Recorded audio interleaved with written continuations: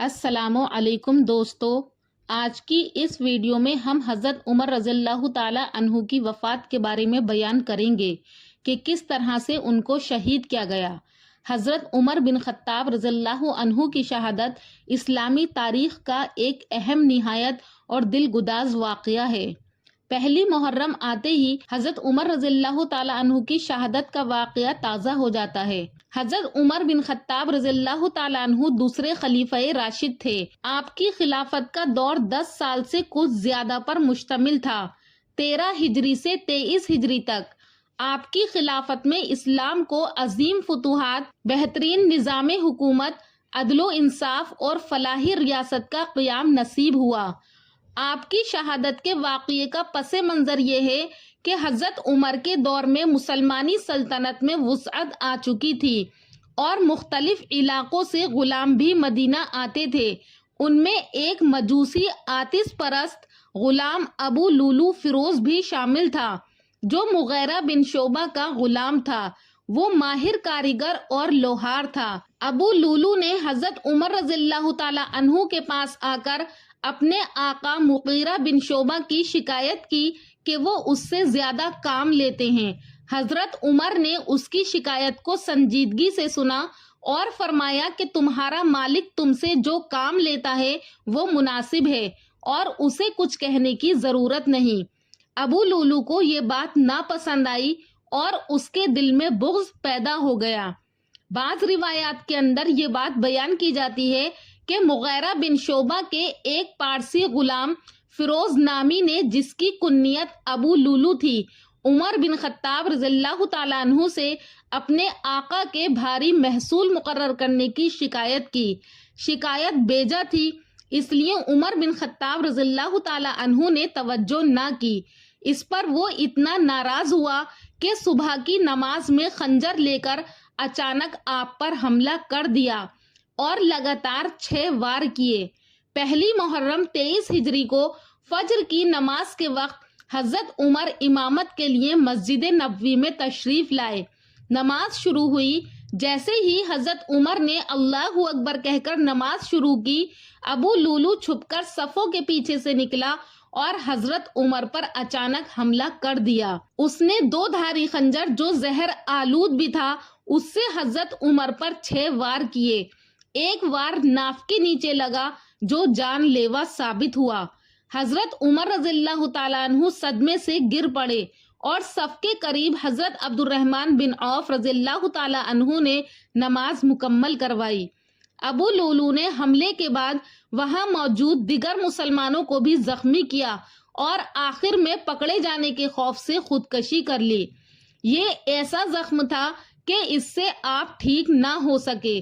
لوگوں کے اصرار سے 6 لوگوں کو منصب خلافت کے لیے نامزد کیا کہ ان میں سے کسی ایک کو، جس پر باقی 5 کا اتفاق ہو جائے، اس منصب کے لیے منتخب کر لیا جائے۔ ان لوگوں کے نام یہ ہیں: علی ابن ابی طالب، عثمان بن عفان، زبیر بن عوام، طلحہ بن عبید اللہ، سعد بن ابی وقاص، عبد الرحمن بن عوف رضی اللہ تعالیٰ عنہ۔ اس مرحلے سے فارغ ہونے کے بعد حضرت عائشہ صدیقہ رضی اللہ تعالیٰ عنہا سے رسول اللہ صلی اللہ علیہ وسلم کے پہلو میں دفن ہونے کی اجازت لی۔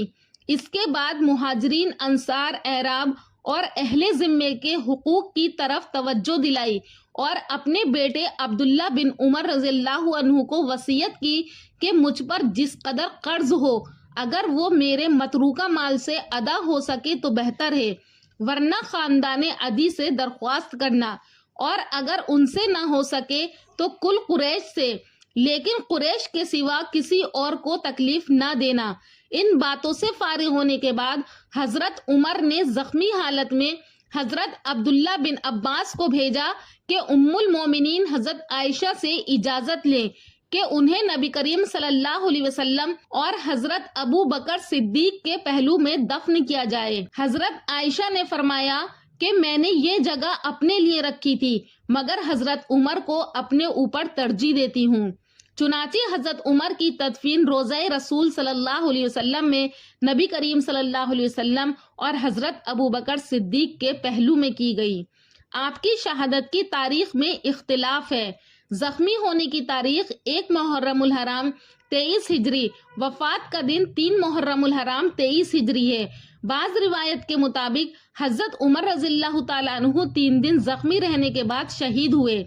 سیدنا حضرت عمر بن خطاب رضی اللہ تعالیٰ عنہ پر بدھ کے روز حملہ کیا گیا اور جمعرات کے روز جاں بحق نوش کر گئے۔ ابن اسیر رحمۃ اللہ علیہ کی روایت کے مطابق سیدنا حضرت عمر بن خطاب رضی اللہ تعالیٰ عنہ کی وفات ہو گئی تھی۔ 26 ذوالحجہ کو حملہ ہوا۔ حملے کے بعد 29 ذوالحجہ تک زندہ رہے اور 1 محرم الحرام کو وفات پائی اور پھر دفنا دیا گیا۔ حضرت عمر کی شہادت کی وجہ یہ بیان کی گئی ہے کہ اصل وجہ ابو لولو مجوسی کا ذاتی بغض اور نفرت تھا۔ وہ اسلام اور مسلمانوں کے بڑھتے ہوئے غلبے سے نالا تھا۔ اس پر حضرت عمر کے عدل و انصاف کے باوجود وہ بغاوت پر آمادہ ہو گیا۔ حضرت عمر کی شہادت ایک عظیم نقصان تھا، لیکن انہوں نے شہادت کی دعا بھی مانگی تھی کہ اے اللہ مجھے اپنے راستے میں شہادت عطا فرما اور اپنے نبی کے شہر مدینے میں شہادت نصیب فرما۔ اللہ تعالیٰ نے ان کی یہ دعا قبول فرمائی اور انہیں مدینہ منورہ میں مسجد نبوی میں نبی کریم صلی اللہ علیہ وسلم کے قریب جگہ نصیب ہوئی۔ دوستو، یہ تھا حضرت عمر فاروق رضی اللہ تعالیٰ عنہ کی شہادت کا واقعہ۔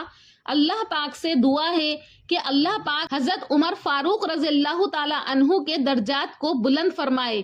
جیسے ان کا ایمان تھا، اللہ پاک ہمیں بھی ان کی طرح ایمان نصیب فرمائے۔ دوستو، امید کرتی ہوں کہ آپ کو ہمارا ویڈیو پسند آیا ہوگا۔ اگر پسند آیا ہے تو ہمارے چینل نوری اسلامک ٹیوبر کو ضرور سبسکرائب کریں۔ انشاءاللہ پھر ملاقات کروں گی ایک اچھے ٹاپک کے ساتھ اگلی ویڈیو میں۔ تب تک کے لیے اللہ حافظ۔